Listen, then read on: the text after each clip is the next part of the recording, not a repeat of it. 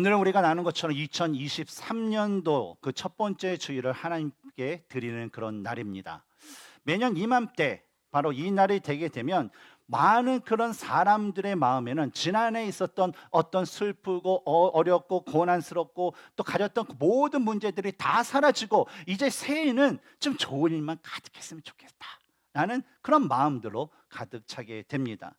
그래서 이런 마음의 소원을 담아서 우리는 해피 뉴 이어이라는 그 인사말로 서로 나누고 있는데, 이것을 한국말로 온전히 번역한 것이 뭐냐면 새해 복 많이 받으세요라는 그런 인사입니다.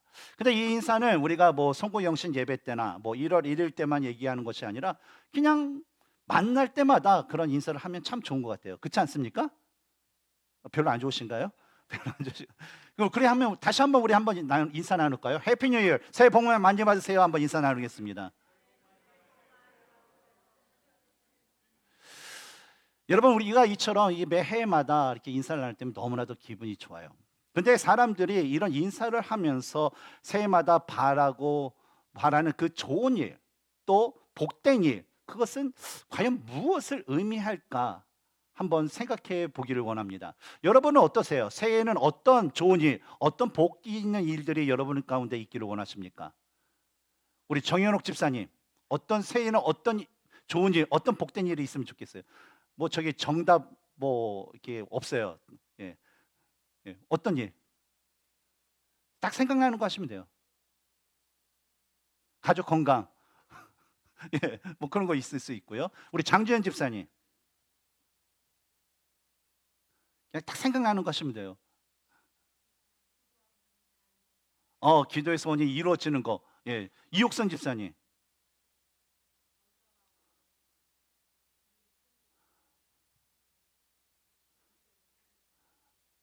예. 건강하고 영적으로 또 주님 섬기는데 부족함 없도록. 우리 지영진 집사님.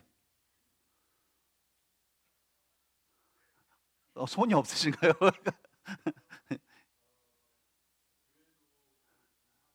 개인의 소원이요.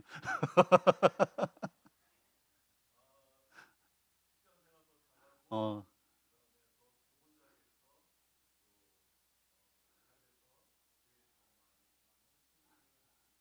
네. 여러분이 소원한 그 모든 것들이 주 안에서 다 이루어지기를 주님의 이름으로 축복합니다. 네. 근데 우리는 이렇게 주 안에서 우리가 하는 모든 일들이 참 주님의 어떤 그 나라와 주님의 그 일을 위해서 우리가 함께 소원하고 바라는 그 경우가 많습니다. 하지만 이 세상의 대부분의 그 사람들, 예수 그리스도를 알지 못하는 대부분 많은 그 사람들의 경우에는요, 2023년도에 만약 소원이 무엇입니까? 좋은 일이 무엇입니까? 라고 하면 내가요 그냥 뜻밖지 않게 좀 메가복권에 탁 당첨되는 거, 그래서 내가 좀 번듯하게 그냥 삐깔나게 한번 좀 살았으면 좋겠어요 하는 그런 마음의 소원들이 있어요. 그리고 그런 것들을 내가 받을 수 있는, 기대할 수 있는, 바라는 좋은 일이다, 복이다라고 사람들은 생각할 것입니다. 오늘은 이러한 복에 대한 그 말씀을 여러분과 함께 나누려고 합니다. 어떤 나라의 임금이 한 마을을 시찰하다가 사람들이 많이 다니는 큰 사거리 그 가운데에 큰 바위, 큰 돌덩어리 하나를 가져다 놓았다고 합니다. 그러고 나서 나무 뒤에 숨어서 과연 누가 많은 사람들을 위해서 그 돌덩어리 큰 바위를 옮길 수 있을까, 옮길까라는 것을 이제 관찰하기 시작했다라고 합니다. 근데 대부분의 사람들은요, 어떤 사람들이 길가에 큰 돌을 갖다 놔서 그냥 잡히비강하면 내가 그냥 뭐 가만 안 놔도 하면서 불평과 불만을 투덜거리면서 그냥 그 길을 지나가기도 하였어요. 또 어떤 사람들은 어저께도 없었던 이 돌덩이가 왜 갑자기 사거리 중간에 있지 하면서 좀 이상하다라고 여기면서 그냥 그 돌을 피해서 지나가곤 하였습니다.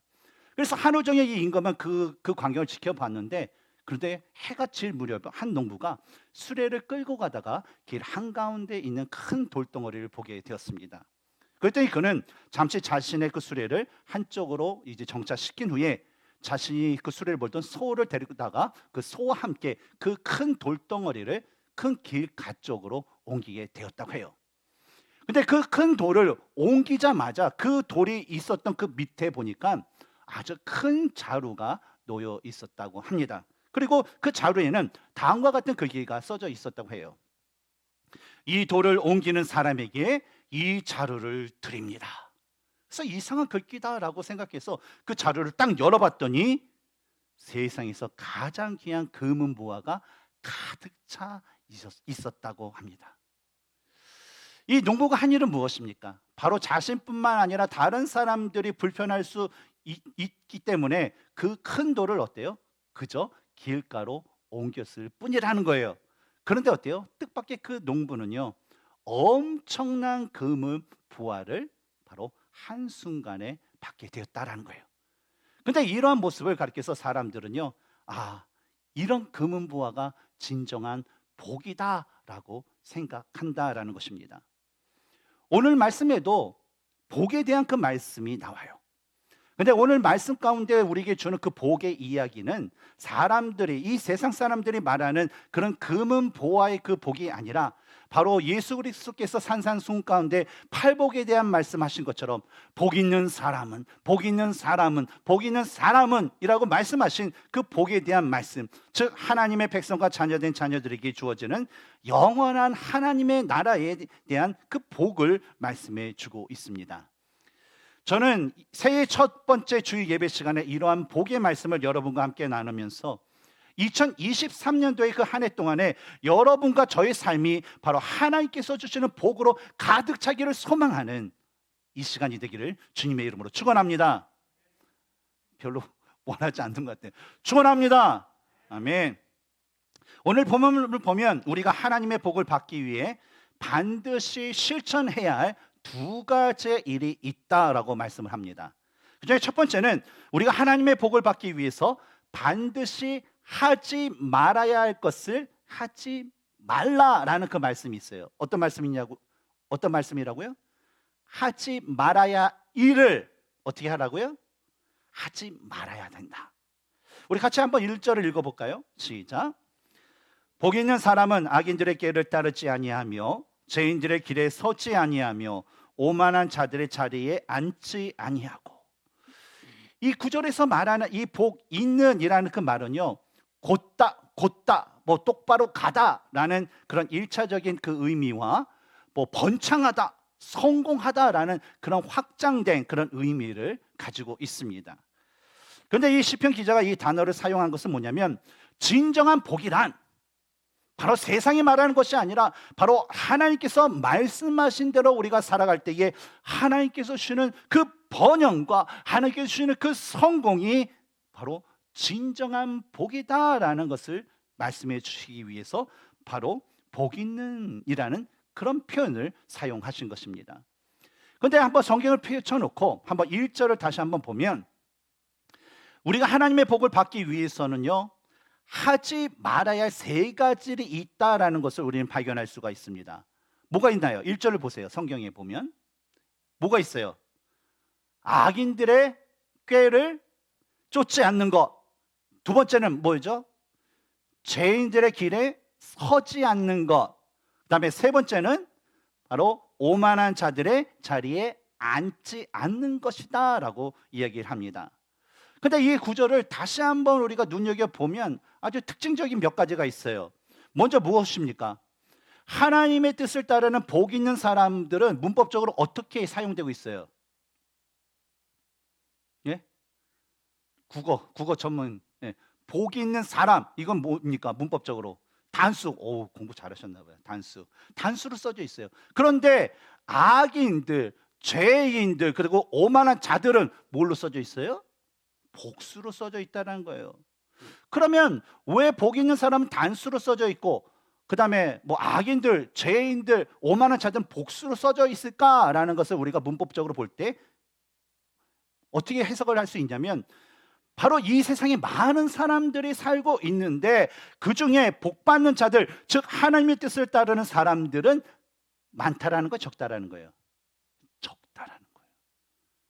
그 반면에 어때요? 세상을 따르는 사람들은 많다라는 거, 적다라는 거예요. 많다라는 그런 의미라는 것입니다. 그렇죠?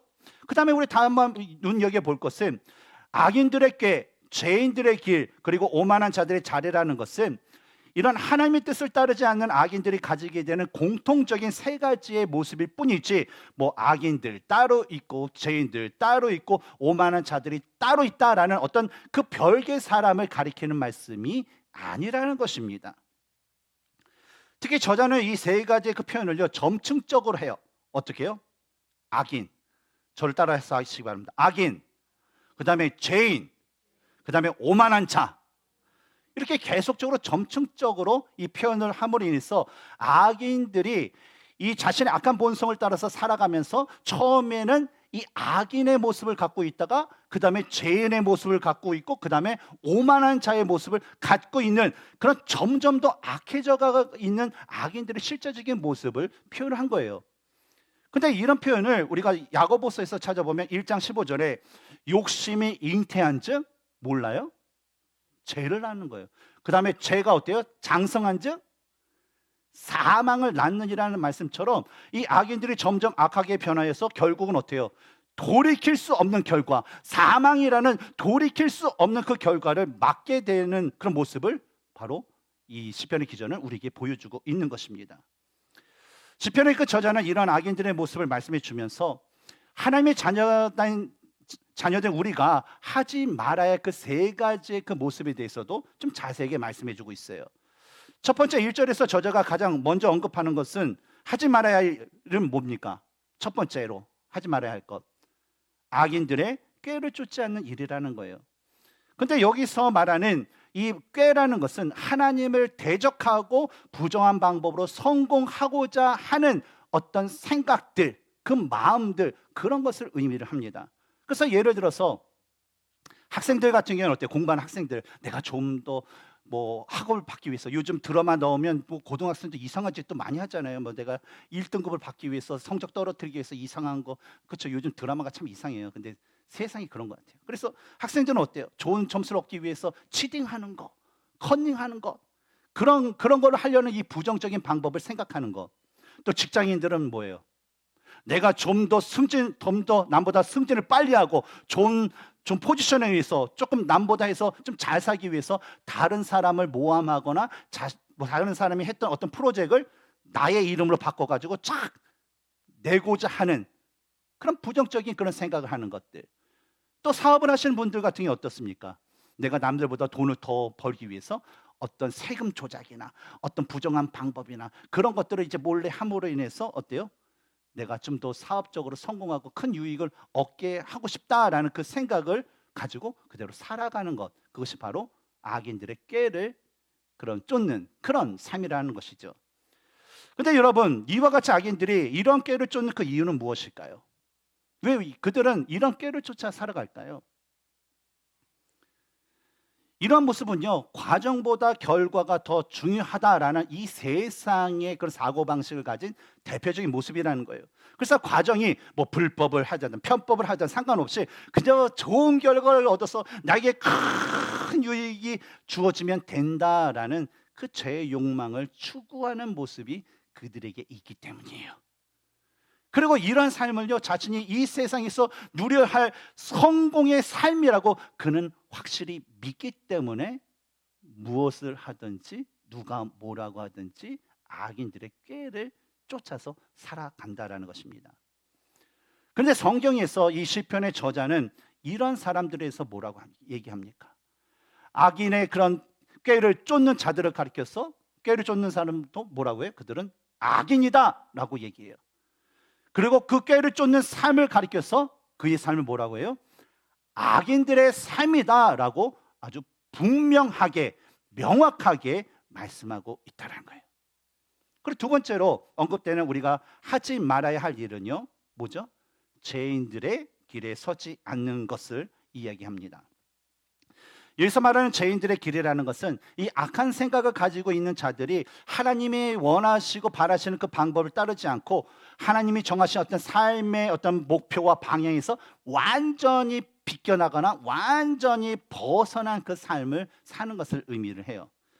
즉 마음에 품었던 악한 그 꾀의 생각들을 행동으로 직접 실천하여 그것을 구체화시키는 거예요. 그러니까 어때요? 다시는 뺄 수도 없고 돌이킬 수 없는 그 상태에 있는 것을 바로 죄인들의 길에 서는 것이다 라고 표현을 한 것입니다. 그리고 마지막으로 하지 말아야 할 일은 오만한 자들의 자리에 앉지 않는 일이다 라고 얘기해요. 1절에서 오만한 자로 번역된 히브리어는요, 본래 입을 삐죽거리다 라는 그런 의미입니다. 한번 삐죽 한번 해볼까? 삐죽. 저 힘드는데 삐죽. 삐죽거리는 건 뭐예요? 좀 뭔가가 불만이 있고 좀 그럴 때 삐죽거리잖아요. 근데 원래 이런 의미를 갖고 있는데 오늘 본문에서는 조롱하다라는 그 의미가 있다는 거예요. 그래서 오만한 자, 오만한 행위, 뭘 한다고요? 조롱하다. 그래서 이 시편의 저자는요, 이 오만한 자들이 하나님을 직접적인 조롱의 대상으로 여긴다라는 거예요. 그리고 하나님을 조롱의 대상으로 여길 뿐만 아니라 하나님의 뜻을 살아가는 자들이 그러한 삶을 살지 못하도록 그들을 설득하고 권하는 그런 자들이라는 거예요. 이것이 말이 뭐 설득에 권하는 것이지 어때요? 위협하고 뭐 억압하고 하면서 하지만 하면 가만 안 놔도 하게 되면 너 불이익 줄 거야, 하고 나면 너 해고시킬 거야 막 하면서 하지 못하게 하는 그런 자들이라는 거예요. 다시 말하면 오만한 자들의 자리에 앉는 것은 바로 하나님을 대적하는 사탄의 모습을 그가 가지고 그 사탄의 자리에 앉아서 사탄이 원하는 온갖 악한 일을 행하는 그 죄악에 깊이 빠진 상태가 바로 오만한 자들의 자리에 앉는 모습이다라는 것입니다. 이처럼 악인들의 꾀를 쫓고 죄인들의 길에 서고 오만한 자들의 자리에 앉는 것은 완전히 하나님의 뜻에 맞지 않는 악인들의 모습이라는 거예요. 그리고 이러한 악인들이 얻게 될 최종적인 모습에 대해서 오늘 본문 4절과 5절에서는 다음과 같이 말씀하고 있습니다. 같이 한번 읽어볼까요? 시작. 악인들은 그렇지 아니하며 오직 바람에 나는 겨와 같도다. 그러므로 악인들은 심판을 견디지 못하며 죄인들이 의인들의 모임에 들지 못하리로다.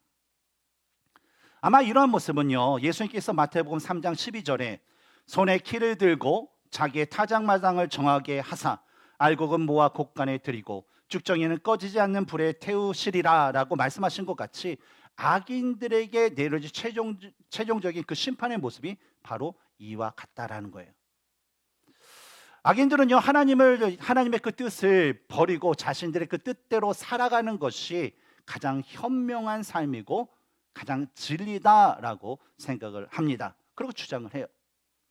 그러나 우리는요, 악인들이 최후의 심판대에 서게 되면 그들은 결국에는 겨와 쭉정이 같이 걸러져서 하나님으로부터 그 진노의 심판을 받게 된다는 것, 그리고 우리가 믿는 그 하나님은 바로 예수 그리스도를 통해서 구원받는 믿음의 자녀들이 진노의 심판이 아니라 하나님께서 주시는 그 천국의 상급을 받는 복된 자가 되기를 원하신다는 것을 반드시 기억해야 할 것입니다. 그러므로 우리는요, 우리에게 주어진 2023년도 새해를 살면서 우리 자신의 뜻이 아닌 바로 항상 하나님의 뜻에 따라 살아가는 하나님의 사랑받는 백성, 하나님의 그 자녀들이 되시기를 주님의 이름으로 축원합니다. 두 번째로 우리가 하나님의 복을 받기 위해서는 반드시 하지 말아야 할 일을 하지 말아야 할 것만 아니라 동시에 반드시 해야 할 것을 해야 하는 삶을 살아야 돼요. 뭐라고요? 반드시 해야 할 일을 하는 삶. 우리 2절을 같이 읽겠습니다. 시작. 오직 여호와의 율법을 즐거워하여 그의 율법을 주야로 묵상하는도다. 이 구절에서 시편의 전자는 우리에게 먼저 여호와의 율법을 즐거워하라라고 말씀을 하고 있습니다. 여기서 여호와의 율법을 즐거워한다라는 그 말씀은 요한복음 14장 21절에 나의 계명을 지키는 자라야 나를 사랑하는 자니라는 그 예수님의 그 말씀처럼 하나님의 백성들로서 우리가 어떻게 살아가야 될지에 대한 그 가이드라인, 그 방법이 기록된 그 율법의 말씀을 주신 바로 여호와 하나님을 사랑하는 것을 의미를 합니다. 그리고 모세는요, 이런 말씀에 대해서 신명기 6장 18절에서 하나님의 말씀대로 사는 것을 바로 여호와께서 보시기에 정직하고 선량한 일이다라고 말하고, 이렇게 여호와 보시기에 정직하고 선량한 일을 할 때에 하나님으로부터 복을 받는다라는 그 말씀을 주세요. 한번 그 본문의 말씀을 읽어볼까요? 18절입니다. 시작. 여호와께서 보시기에 정직하고 선량한 일을 행하라. 그리하면 내가 복을 받고 그 땅에 들어가서, 여기서 그 땅은 뭘 가리킵니까? 바로 가나안 땅 얘기하죠. 그 땅에 가서 여호와께서 모든 대적을 내 앞에서 쫓아내시겠다고 내 조상들에게 맹세하신 아름다운 땅을 차지하리니 여호와의 말씀과 같으니라는 거예요. 그래서 하나님의 뜻대로 행하면 뭐라는 거예요? 바로 복을 받는다는 거예요. 그리고 하나님께서 약속하신 그 땅을 차지하게 되는데, 그 땅에 거주하고 있는 그 대적자들을 네가 수고하거나 애쓰는 것이 아니라 나 하나님께서 너를 위해서 그 대적들을 다 물리쳐 줄 거야. 그냥 너는 들어가서 차지하게면 돼라는 그 복을 주신다는 거예요. 그걸 쉽게 얘기해서 뭡니까? 거저 주시는 그 복이 있다라는 거예요. 따라서 율법의 하나님의 말씀은요, 우리로 하여금 하나님의 백성과 자녀답게 살게 하고 더불어서 이 하나님의 복을 받게 하는 그런 길이기 때문에요, 이 사실을 아는 믿음의 사람들은요, 바로 그 하나님의 말씀, 그 율법을 즐거워하며 지킬 수밖에 없고, 또 지킴으로 해서 복을 받을 수밖에 없는 그런 복된 사람인 것입니다. 저는 여러분들이 이런 복된 사람이 되시기를 주님의 이름으로 축원합니다. 다음으로 이 시편의 저자는 우리로 하여금 여호와의 율법을 주야로 묵상하라라고 말씀합니다. 여기서 말하는 여호와의 말씀을 묵상한다라는 것은 암송하는 것을 의미합니다. 모세는 신명기 6장 4절과 9절에서 4절부터 9절에서 여호와 하나님을 마음과 뜻과 힘을 다해서 사랑하기 위해서는 바로 부모된 자들이 먼저 하나님의 말씀의 율법을 마음에 새기고, 그뿐만 아니라 자신이 새긴 것을 자녀들에게도 가르쳐 주어서 그 말씀이 자녀들의 마음에 새길 수 있도록 항상 가르쳐야 된다라고 명령하고 있습니다. 여러분들 지난 한 해 동안 이런 일을 얼마나 많이 하셨습니까? 여러분들은 스스로가 하나님의 말씀을 여러분의 그 마음판에 새기는 것에 대해서 얼마나 노력을 하셨나요? 그리고 여러분이 새겼던 그 말씀을 여러분의 자녀들의 마음에 새길 수 있도록 여러분 얼마나 가르쳐 주셨나요? 혹시 여러분 영어, 수학, 과학보다 혹시 하나님의 말씀을 더 가르쳐 주신 분이 있다면요, 하나님의 복이 있을지어다. 근데 여러분의 자녀에게 얼마만큼 하나님의 말씀에 대해서 이야기하고 그들의 마음 가운데 새겨질 수 있도록 노력을 하셨네요. 하나님께서 명령하셨는데, 만약에 우리가 이런 말씀 가운데, 명령 가운데 온전히 행하지 못하고 하나님의 말씀을 가르치기보다는 야 영어 더해, 수학해, 야 과학 이것도 외워, 너 학원 가야지, 그런 것에 더 열심히 했다면 심각하게 여러분의 모습을 하나님 앞에 반성하시기 바랍니다. 근데 모세는요, 부모 자신도 하나님의 말씀을 마음에 새기고 그 새긴 말씀을 자녀들의 마음에 새길 수 있도록 하기 위해서 어때요? 집에 앉아 있을 때든지, 길을 갈 때든지, 누워 있을 때든지, 일어날 때든지 그것을 항상 가르치라라고 말씀하셨어요. 그리고 더불어서 그 말씀을 자신뿐만 아니라 자녀들이 항상 보고 기억할 수 있도록 잘 보이는 손목이나 이마나 집 문설주나 바깥 문에 그 기록하여서 그들이 항상 그것을 보고 묵상하도록 그렇게 하라라고 했었죠. 저도 어렸을 때 교회에서 1년이 딱 초가 되면, 오늘 예배했다면 1년치 그런 성경 암송 구절을 이렇게 레러 사이즈로 해서 1년치를 줍니다. 그러면 일주일에 한 절이었는가, 한 달에 한 절이었나 모르는데 그것을 각 문에다 붙여놔요. 그리고 화장실 문에다 붙여놓고, 저희 집도 항상 그러면 이게 좀 지저분한 얘기지만 이렇게 좀 개인의 그런 거룩한 이게 시간을 갖고 있을 때 앞에 어때요? 그것을 보면서 암송했던 그 요절들이 아직까지 저의 머리 가운데 기억되는 구절들이 너무나도 많습니다. 그것처럼 어때요? 이 모세는요, 이런 가르침을 지지 않고 밤낮 상관없이 계속적으로 가르치라라고 이야기를 하고 있다는 거예요. 근데 이에 대해서 여호수아 1장 8절에서도 이 율법책을 내 입에서 떠나지 말게 하며 주야로 그것을 묵상하여 그 안에 기록된 대로 다 지켜 행하라라는 그 동일한 말씀을 하셨습니다. 근데 이와 같이 하나님께서 우리에게 하나님의 말씀을 묵상하라라는 그것에는요, 다 그만한 이유가 있기 때문이에요. 우리가 날마다 하나님의 말씀을 눈으로 읽고 그 말씀을 암송하며 머리로 우리가 생각할 때 그 말씀이요, 자연스럽게 우리들의 마음에 새겨진다라는 거예요. 그리고 그 새겨진 말씀이 우리들의 말과 행동으로 자연스럽게 나타나고, 또 나아가 어떤 환경과 어떤 그 어려움을 당하더라도 바로 내 마음 가운데 새겨진 말씀이 내 말과 행동으로 나타나는 그 살아있는 그 하나님의 말씀으로 인해서 어느 상황 가운데 믿음에 흔들리지 않고 항상 하나님의 뜻대로 살아갈 수 있기 때문입니다. 그리고 이러한 모습에 대해서 시편의 저자는 시냇가에 심겨진 나무를 예로 들면서 하나님의 말씀을 묵상하는 그런 자들에게 어떠한 복이 내릴지, 그들이 어떠한 복을 받을지에 대해서도 말씀해 줍니다. 우리 3절을 읽겠습니다. 시작. 그는 시냇가에 심은 나무가 철을 따라 열매를 맺으며 그 잎사귀가 마르지 아니함 같으니 그가 하는 모든 일이 다 형통하리로다. 이 시냇가에 심어진 나무, 이것은 이 팔레스타인 지역에 심어진 그런 나무를 의미합니다. 근데 이 팔레스타인 지역은 이 건기와 우기가 아주 뚜렷하고 아주 심합니다. 그래서 시냇가에로부터 떨어진 그 나무들은요, 좀 마르기가 일상이었고 또 시들고 또 좋은 열매를 맺지 못해요.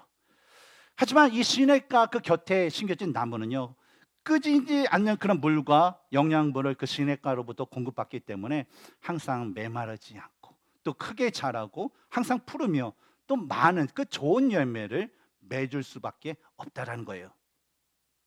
마찬가지로 하나님의 말씀을 즐거워하고 날마다 말씀을 읽고 그 말씀대로 살아가는 사람들은요, 날마다 하나님께서요, 그 행동 가운데, 그것 가운데 계속적인 끊임없는 그 은혜, 그 복을 주신다는 거예요. 그래서 그 은혜의 복을 받기 때문에 그들은 주 안에서 그들의 인생길이 평탄할 수밖에 없고 그들이 하는 그 모든 일들이 다 주 안에서 형통할 수밖에 없다는 것입니다.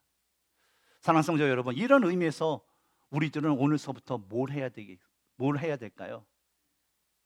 콩나물 성경 통독을 시작해야 됩니다. 하나님의 말씀을 읽는 그 성경 통독을 하시고 이와 더불어서 날마다 여러분 말씀을 읽고 묵상하고 기도하는 그런 경건의 삶을 시작하시기 바랍니다.